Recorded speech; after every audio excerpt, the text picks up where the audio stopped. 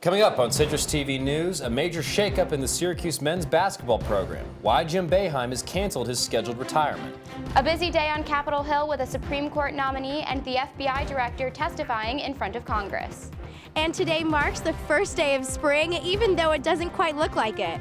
When can we expect spring temperatures? Citrus TV News starts right now.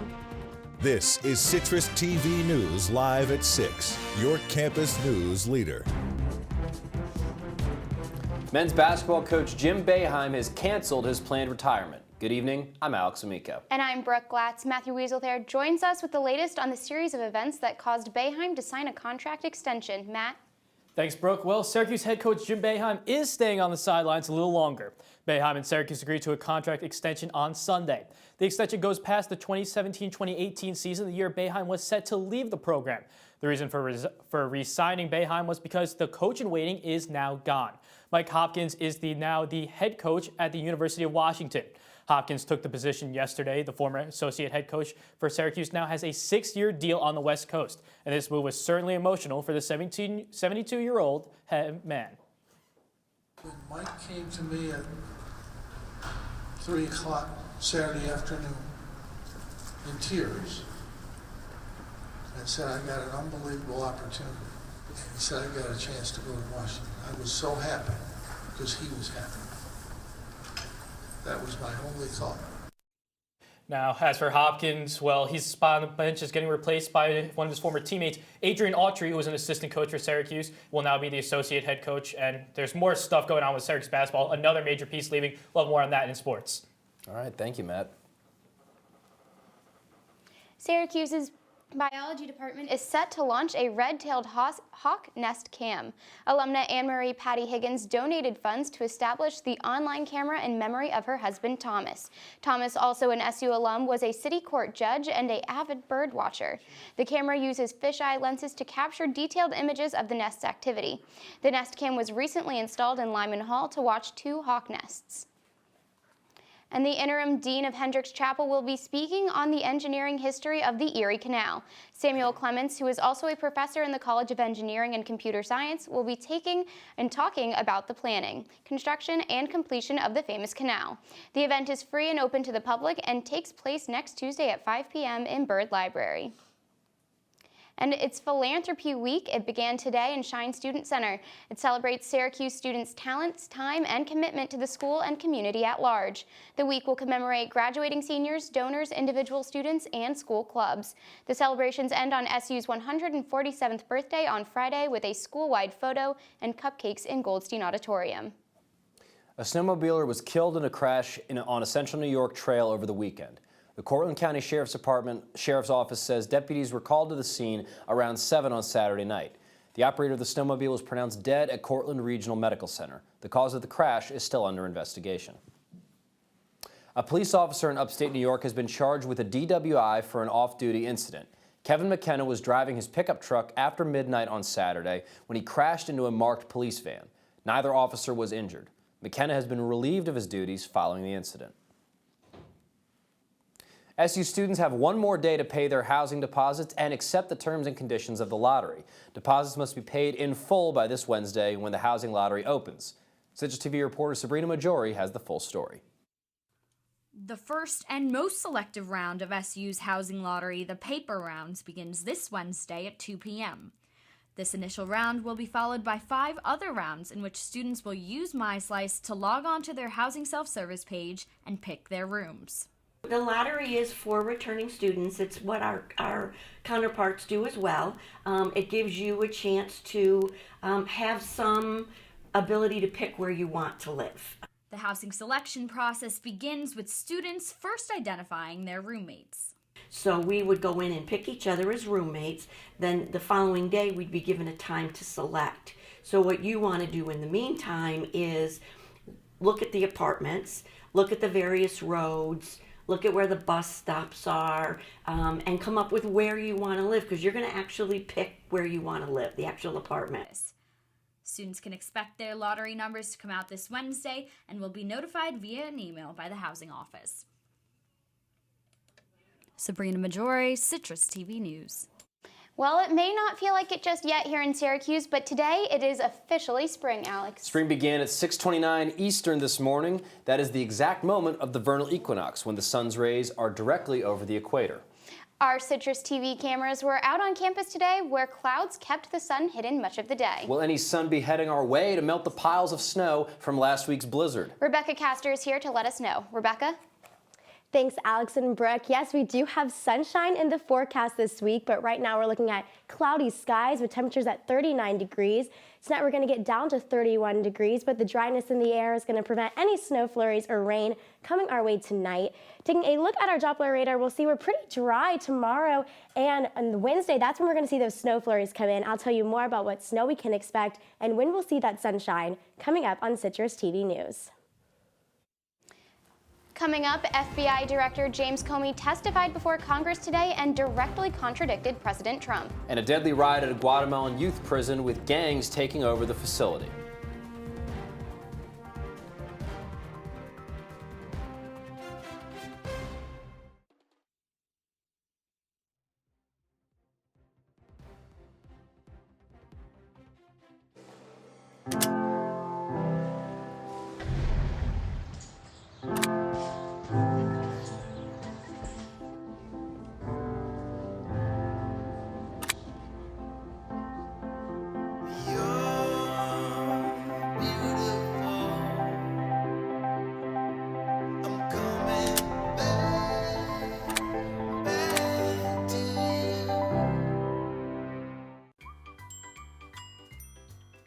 Fancy pants peanut butter? A big screen television? You haven't even bought a sofa yet. A motorcycle? When your father finds out, he's gonna flip his shoes with 2 buckles? What do you even need 2 buckles for? Mr. Big Shot, buying whiskey shots for everybody in the bar. From the looks of it, I'd say nobody even remembers. Feed the pig.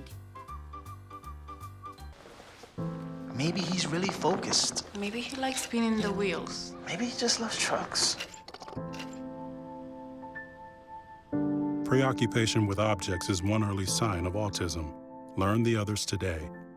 There are 16 million children struggling with hunger in America. This is a serious problem, but one we can solve.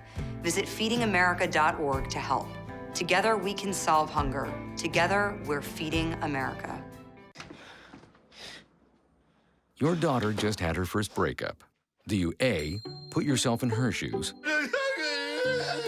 B, console her? Don't worry, sweetie. This is gonna happen a lot. Or C, find her a new boyfriend? Nice, single boys. That was weird. As a parent, there are no perfect answers. But you don't have to be perfect to be a perfect parent. Thousands of teens in foster care will love you just the same. CitrusTV News with Alex Amico, Brooke Glatz, and Rebekah Castor with weather. CitrusTV News continues now.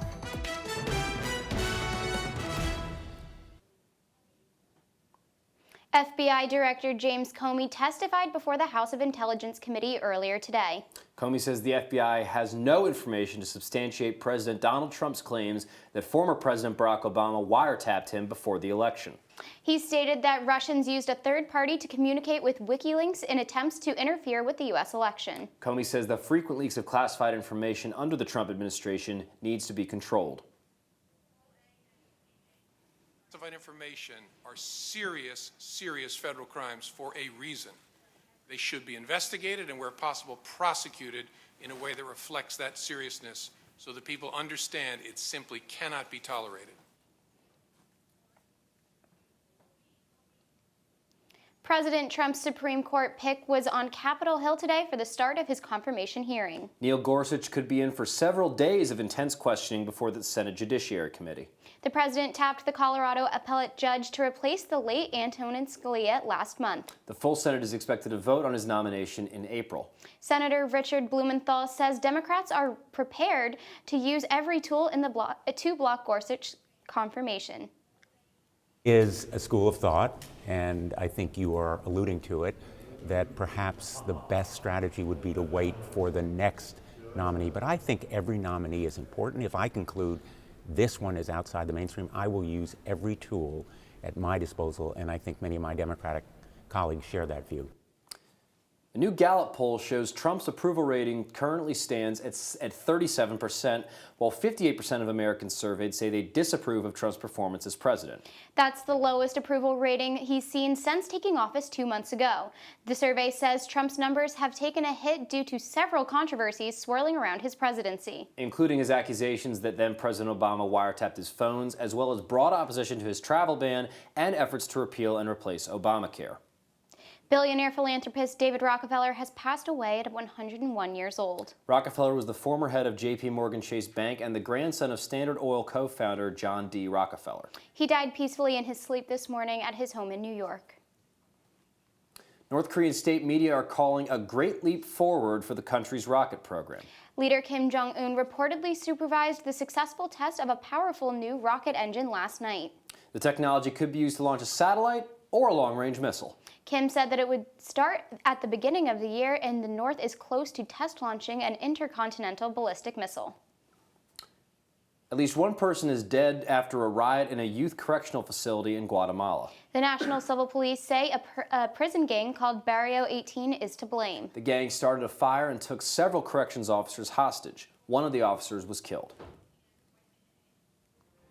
Coming up, Uber's president has left the company after a string of controversies. And later, Matthew Wieselthaler tells us about Syracuse football's Pro Day. Stay tuned. Bill couldn't dream that I would never become a superhero.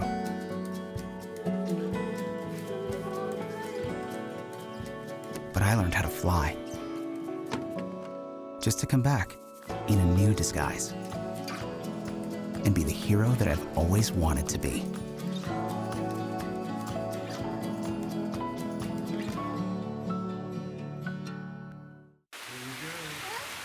Here we go. We're gonna go out there in the rain. You're gonna get wet. All right, here we go. Go, bro.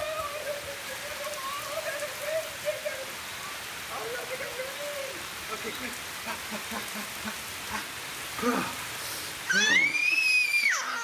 Oh yeah, yes. So much fun. Mwah. We're getting so wet. This is the story of a boy who didn't talk for a long time. The boy liked things to always be the same. Any changes would scare and upset him. The unknown was an unfriendly place.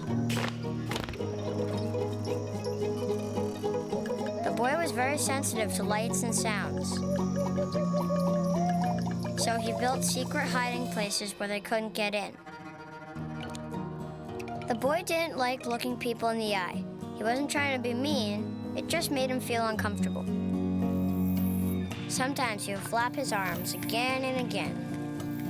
One day, I found out I have something called autism. My family got me help. Slowly, I found my voice and learned all the ways I could live with it better. Early intervention can make a lifetime of difference. Learn the signs at autismspeaks.org.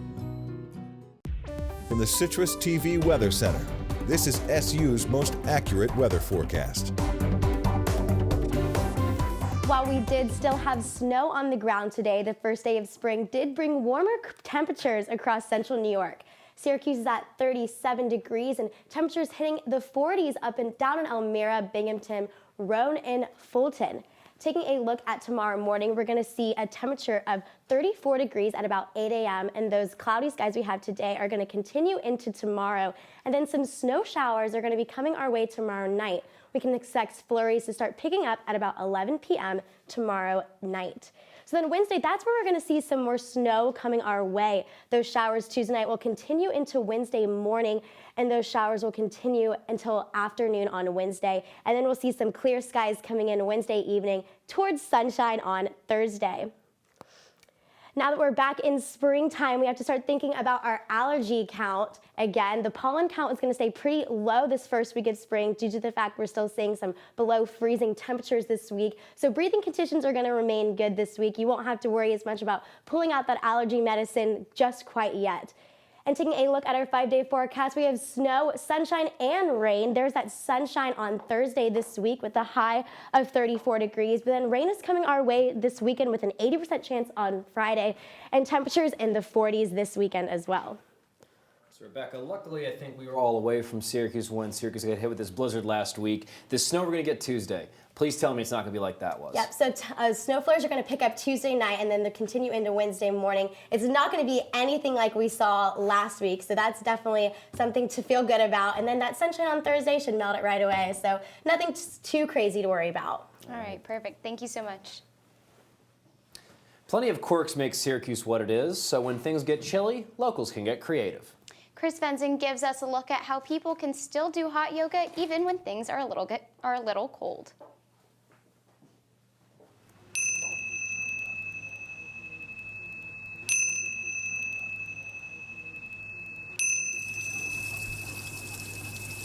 In the heart of snowy central New York, there's a greenhouse with a warm secret behind its doors. We're so stressed out.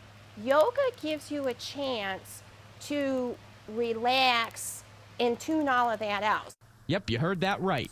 Yoga in a greenhouse. On Sundays, 17 faithful relaxation seekers find respite in Carol Watson's greenhouse for an hour of meditation, stretching, and exercise. It's not your typical yoga studio, but the greenhouse keeps people coming back.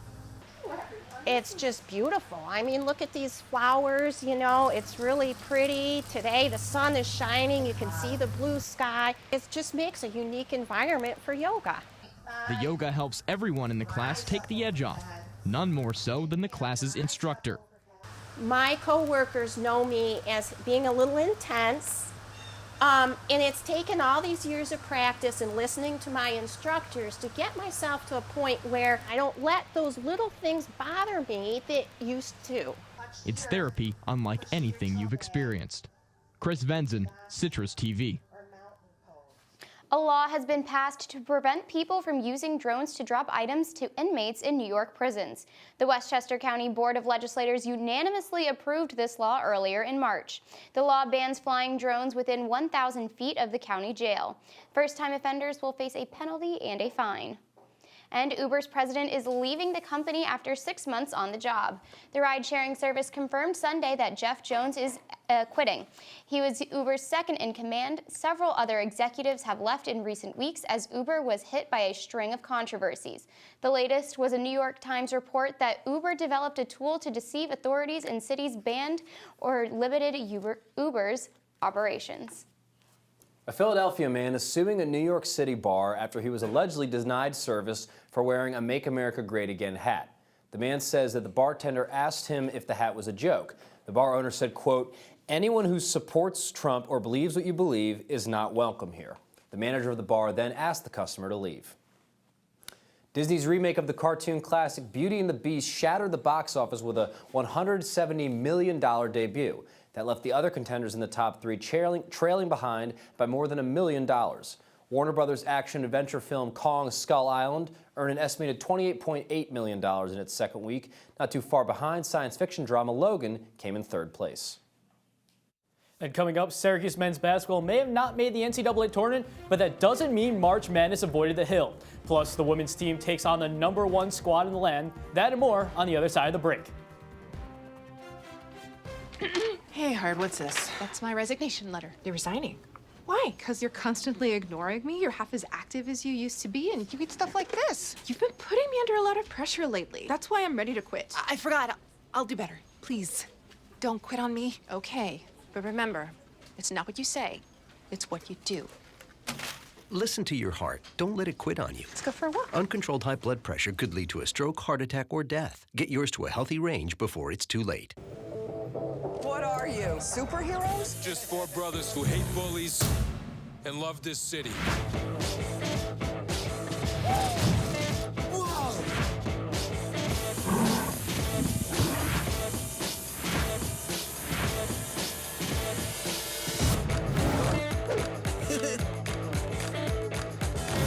Gear up, guys.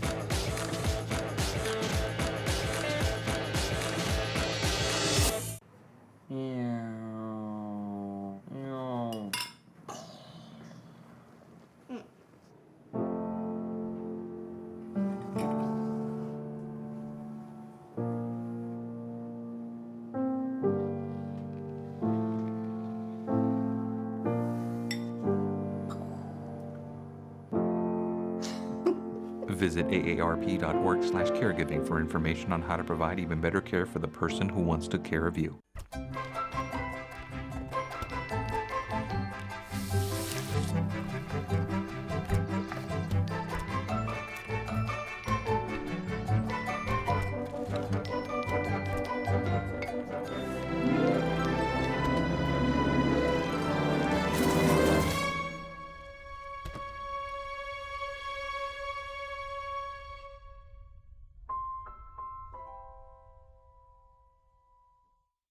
And now, your Citrus TV Sports Report. Welcome back. I'm Matthew Weasel there. Syracuse's star sophomore is headed to the NBA. Tyler Lydon declared for the draft today, reportedly signing with an agent. Because he signed with an agent, Lydon's unable to come back to the university. Lydon was named an All-ACC honorable mention this season, averaging over 13 points a game in his second year. He is the first player from Syracuse to declare for the NBA draft, and his now former head coach is certainly proud of him. That's his decision, his family's decision, and we'll love him and respect him because he brought a lot to our basketball program, and I think our basketball program helped a kid who nobody knew who he was when he signed here. But it's always their decision when they should go, and we support them 100%. Syracuse football's pro day was today. NFL scouts came to the Ensley Athletic Center to observe all the Orange football seniors. All eyes were on graduate transfer Amba Etatawo. The wide receiver ran a 4.35 40-yard dash as he prepares for draft day. And the transfer is certainly glad he joined the Orange is the New Fast movement. From scouts, it's hard to tell, to be honest. Just kind of keep working hard. Your name will be called. Things will work out. But once the name is called, it's a different grind. So I told him it was a focus. Like I told you guys, it's an attitude that can't be stopped. I gained that attitude after I came here. Syracuse football also got a couple new additions to the team. Cornerback Jordan Martin joined Syracuse as a graduate transfer from Toledo. In addition, former Wyoming defensive coordinator Steve Stannard is now joining the SU staff. And Syracuse men's lacrosse is currently in a nail-biting season. The Orange have already played 4 one-goal games in its first 5, and the trend continued on Saturday.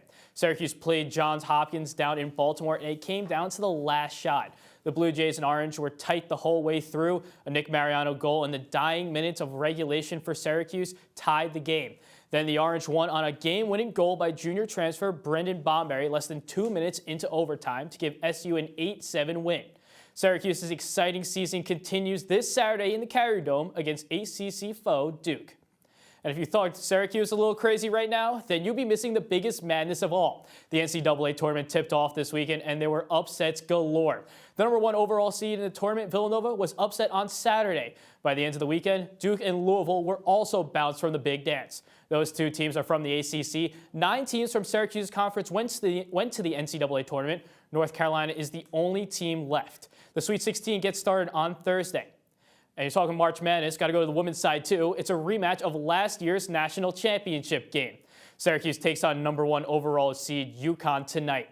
The Orange are looking to break one of the greatest streaks in sports history tonight. The Huskies are on a 108-game win streak. The hope for Syracuse may come from a young star.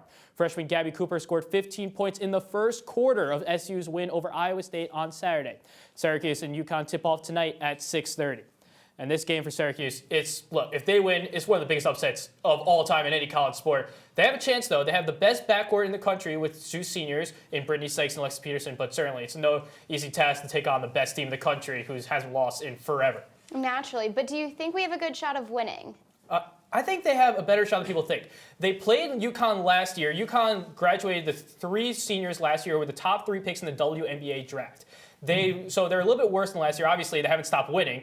But for Syracuse, they have a chance. They have a lot of experience. If they just come out, hit some 3-pointers early. I mean, I mentioned Gabby Cooper, 15 points on 5 3-pointers in the first quarter of their last game. She's able to do that. Maybe there's a chance for an Orange upset. Of course, UConn did just win their last game by over 60 points, so we'll see what happens. But on the men's basketball side, with Hopkins leaving and now with Lydon leaving, what does this mean for for Syracuse men's basketball next season? It's going to be tough, especially since this recruiting class for Syracuse right now isn't super strong. They don't have really any big-name recruits. They just got a point guard in, but that's not going to help replace Tyler Lyon, who's a forward. So it's going to be tough. It's really going to be up to the old players. Pascal Chukwu, who was sat out this year after injuring his eye, and players like that who are bigger need to take over that role in the forward spot and to replace Lyon. This it's a tough loss. You lost one of your best players who you thought was going to be your star as a junior and step up. But definitely, they have Tyus Battle still did a great job last year. This year, so you expect a great year next year.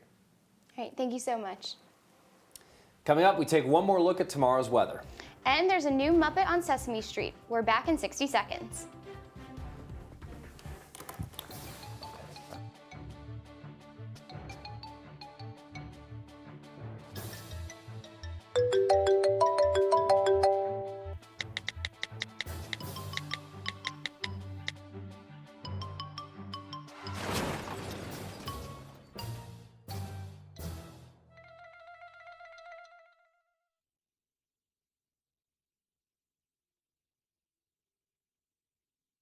They said I have troll teeth. That my voice sounded like a possessed baby doll. That no one would ever love someone as stupid as me. That I was fat, ugly. Disgusting. The effect of bullying is potent. We will no longer be the silent majority. Now, when you see online bullying, there's something you can do about it. We're gonna take action with the I. I am a witness. I am a witness. I am a witness. I am a witness. I am a witness, and so are you.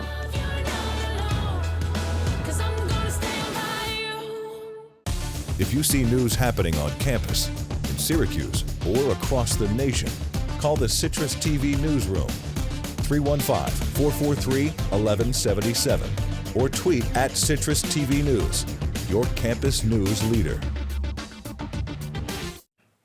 Taking another look at your day tomorrow morning at 9 a.m. we're at 35 degrees and we're going to increase to the 40s throughout tomorrow afternoon. We'll have overcast skies throughout the day tomorrow and then snow showers coming in tomorrow night starting about 11 p.m.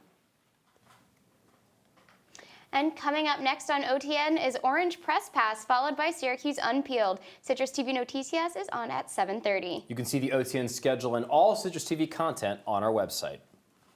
And if you feel that Girl Scout cookies don't always taste the same, you're right. The cookies are made in 2 different bakeries, so they can be end up tasting a little different and looking a little different as well. The difference in bestseller Thin Mints is only slight, but the newest flavor, S'mores, can be 2 entirely different cookies depending on which bakery made them. Cookies based on the same flavor can also have 2 different names. That's the case with Caramel Delights and Samoas, as well as Tagalongs and Peanut Butter Patties. And Sesame Street has a new Muppet. This is Julia, and she has autism. She first appeared on Sesame Street's online digital storybook series back in 2015, but she's making her TV debut next month. The show's creators say they hope Julia will help children better understand playmates who have autism. And Julia's puppeteer Stacey Gordon has a son with autism. Gordon told CBS's 60 Minutes that she wishes Julia was around years ago when her son was of Sesame Street age. This, she says, may have allowed her son's friends to be better understanding of his behaviors. Now, Alex, I think that it's a great addition to have a character with mental needs on a children's show, especially with all of the recent happenings going on with mental health and all of that. Yeah, and Sesame Street is always really good at sort of putting on characters that represent people that people might not always interact with. They had a character who was struggling with food insecurity a few years back. So it's really a good move by Sesame Street to get that representation for children. Absolutely, absolutely. That's all the time we have for today. Thanks for joining us. For News 24/7, follow us on Twitter at CitrusTV News and visit our website, citrustv.com. I'm Alex Amico. And I'm Brooke Glatz. Have a great night, Syracuse.